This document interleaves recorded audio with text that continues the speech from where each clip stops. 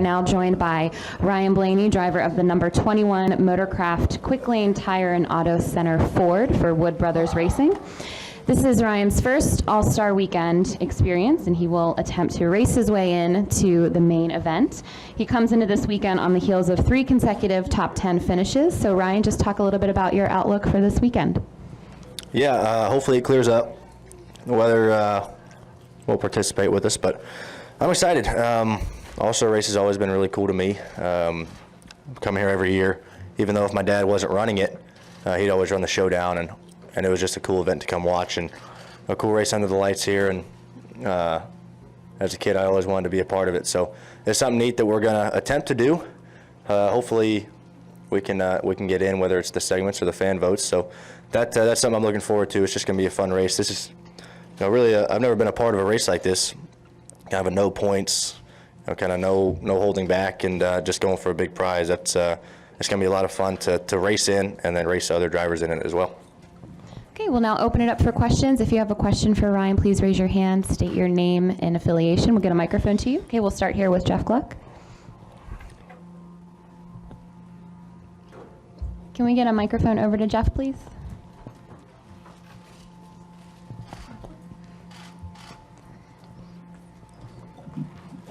Jeff Gluck from USA Today. Ryan, you have a great opportunity to race your way in because there's 3 segment winners in addition to the 2 fan vote people. So have you started to look ahead to what the strategy might be for the race? And it's sort of an unusual format. How do you think that will unfold? And have you talked to your team about it at all? We haven't talked too much strategy for the All-Star race yet, and we've kind of been mainly focused on doing the best we can in the showdowns to try to race our way in. There's some strategies that I'm sure some teams have, but whether it's going out and trying to lead every segment and having to start, I don't know, whether it's 10th or 11th or something like that, in the last little segment, or maybe someone else has a different strategy and being able to start on the front row for that last one. So it kind of depends, but really we've just been focused on trying to make it in there, and then we can work that stuff out. Does your gut tell you one way or another which strategy might be better, like where you want to be? I think with the new rules package, it'll be easier to pass going up through the field. Even though you have 13 laps, if you have 30 lap fresher tires than people in front of you, you can make some good ground. So that's, I think everyone's goal is to want the best car and be able to lead every single segment and know your car is good enough to drive up through the field at the end. It sounds pretty tough coming from 11th all the way to the lead in 13 laps, but it's been done before for sure, especially when people are on different strategies. So it's doable, and that's kind of where my gut is telling me to want to be at. Okay, we'll take our next question from Kenny. Kenny Bruce with NASCAR.com. You mentioned coming and watching the races when you were younger. Are there any of the All-Star races that stand out in your memory in particular? One of the biggest ones, I thought, actually, well, the most exciting one. I think it was Denny and Kyle were racing for the lead, and he threw a block on him or whatever happened over on 2, and Kurt Busch came from 4th to the lead off of 4 and ended up winning the race for, I think he was driving the 2 car at the time. So that was definitely pretty exciting. I don't know what year that was, maybe 2010 or something. But to me, growing up, I was like, man, that was awesome. Good, hard racing that just shows that people are going for it, and you're going for $1 million, and people racing hard, and I thought that was a really great race. And there used to be a lot of, I won't say politicking, but drivers would try to get fans behind them with a fan vote and everything. We don't seem to see that as much now. Did you do anything at all to try to get people to vote you in? Not really. It's been pretty great to see. I get a notification every time someone votes for me on Twitter, and honestly, I'm getting annoyed by it, which is a good thing. That means people are voting, which is good. So, I'm sick of getting on Twitter and be like, so-and-so has voted for you. I'm like, I hate seeing these, but it's cool that people are voting. So it's shocked me, to be honest with you, how much people have been doing it, and it's going to be interesting to see how high up we are. We plan on winning one of the segments. We really don't want to fall back on the fan vote.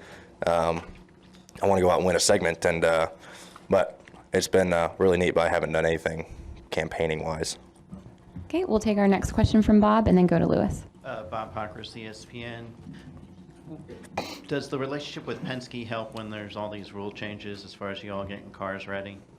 Yeah, It definitely does help. We get a lot of information. And, the Penske organization has always been, one of the best, I think, being ahead of the game as far as rule changes wise and being prepared for it. So that's something that they work very hard on, and we get that information too from the other two teams. So that's a great part about being, kind of a satellite team to the Penske group. It's we get a lot of info from them, and hopefully be ahead of the ball with these new rule changes. Louis Frank of Reuters. Ryan, last year at this time, you only had 4 races coming into Charlotte, and now you've run every race. How have you changed as a driver? What have you learned running so many races? It just helps. Every time you get in the race car, the more you can be in the race car, be at the track every single week and driving. I didn't have that last year. I had 15 races in the Cup side, and 3 of them got rained out or something like that. So that side of it, being able to go to the racetrack every week and having that kind of consistent rhythm has definitely helped me. But not only me, like Jeremy Bowens, my crew chief, and the whole team just working together. They get used to each other every single week, just like I get used to these race cars and the tracks. So that's something that has really helped us. And I think the past few weeks our team has done really well in coming together and developing and overcoming obstacles and being able to get decent finishes out of it. So I think that speaks very highly for them. Okay, we'll take the next question from Jenna and then go toward the back. Jenna Fryer, AP. In the little time that you've been part of the Penske organization, what, if anything, have you learned from Roger? It's kind of hard to point a certain thing out. Kind of the way, I don't know, just the influence he has on you, I feel like has definitely changed my outlook, not only on the racing side of it, but on personal life. Being able to see him, whether it's once a month or twice a month or so. He doesn't come around as, he has other things going on. So he's at most of Sunday races. Especially this month, he's maybe a little bit more busy with the IndyCar side of it. But just to how he, kind of his work ethic and his outlook on racing and life in general has definitely helped me ever since I went there. And when I got there, I was 18 years old and I didn't really grasp the whole racing concept. I just wanted to go drive the race cars. And now since you can sit down and talk to him and kind of see how his outlook on things, you kind of change the way that you act at the racetrack and away from it. Has he ever been mad at you? Has he been mad at me? I don't know. I thought he was mad at me when I threw the race away at Indy last year, but he was actually very supportive, and that really meant a lot. Okay, go ahead with our next question. Dave Exum, Independent Tribune. Ryan, I know this is kind of early to be talking about the 600, but could you kind of talk about the endurance and stamina you need to get through 600 miles and kind of how do you prepare physically for it? And thank you. Yeah, really just no different than any other weekend. When we do 500, even 400-mile races, those are still fairly long. But the 600 definitely wears on you. This track is a very demanding racetrack, and I remember I didn't run 600 last year. I ran about maybe 480 last year, and we had an issue. But I think they said we were halfway, and that one stung a little bit. We were only on lap 200. I was like, man, we got a long ways to go. But really no different than any other race. You got to stay hydrated. You got to make sure you're eating a lot during the race. That might be the only thing different. We make sure we eat, maybe whether it's a protein bar or something like that. I like to have something in there to help out, just because it wears on you so much physically and mentally. So that's really it. There's nothing too big that we do out of the ordinary. Okay, we'll take the next question from Lee. Lee Spencer, Motorsport.com. Have you allowed yourself to think about what you might do if you won the $1 million? That didn't really cross my mind, to be honest with you. I can figure that out if we would do it. I don't really know. That's a good question. I don't really have a lot of needs. I wouldn't go buy a bunch of stuff. I don't really care about that stuff. I don't know. Maybe put some money back in my dad's race shop or something. Fund his racing team for a little bit. That'd be kind of neat.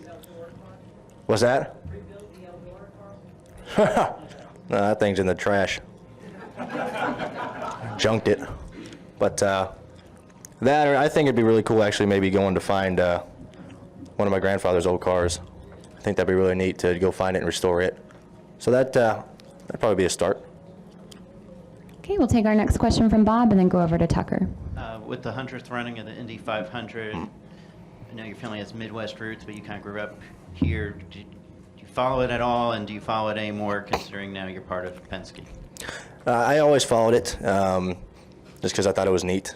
I was growing up, I was a fan of all racing, whether it's NASCAR, IndyCar, Australian V8 stuff, F1. I liked it all, and definitely now since I'm been with Penske, you watch the IndyCar stuff more, just because you know those guys, Will and Elio and Juan and Simon. You support them more just because they're friends of yours, and you like to see that team succeed also. And they've been succeeding very well the past few weeks. Simon's been doing a really great job over there. So I think it's really cool to be a part of an organization when it's the 100th running. I think Mr. Penske is driving the pace car, which is really, really neat. And that'd be a heck of a way to cap that off. The guy who's won there more than anybody, and be able to do the 100th, that'd be really neat. It's a shame I can't go to it, but I'll be definitely watching it on TV. What's that? How's that? He's done it before, gone up in the morning. I have to ask about that. Be nice. Okay, we'll go over to Tucker. Tucker White, SpeedwayMedia.com. Ryan, NASCAR is running a different modified aero package this weekend, with this being the All-Star race and non-points event. So, what kind of difference how would the results be different here since it's a non-points race versus if we ran it in a points race like we did at Kentucky and Darlington last year? Well, I think that NASCAR is always trying to make improvements to racing, and they did that this year with the aero package. And I think they're going to do it this week with less SKU package and the new rules package. The main point is just trying to slow these cars down in the middle of the corner. That makes for better passing, it makes more mechanical grip. You're always going to be relying on aero, always. I don't care if you're going 70 miles an hour. You're always going to have aero troubles, and it's not going to be as good behind the car. But the more that we can do to try to put more mechanical grip in it and make aero not as big of an issue, the better it's going to be. And I think the reason why NASCAR wanted to do it in this race rather than a points race like we did at, whether it was a low downforce or high downforce stuff we did last year, was to just try it out, and really kind of throw the teams one a curveball when it really doesn't have any points implications. You're just going for $1 million. I'm not saying you're just going for $1 million. I mean, it's $1 million, but I think it's just better than throwing it out there in a points race. And I don't want to say this is a test session, but it's almost that way, being a non-points race and everything like that. Ryan, thank you for your time today. Good luck this weekend. Thanks.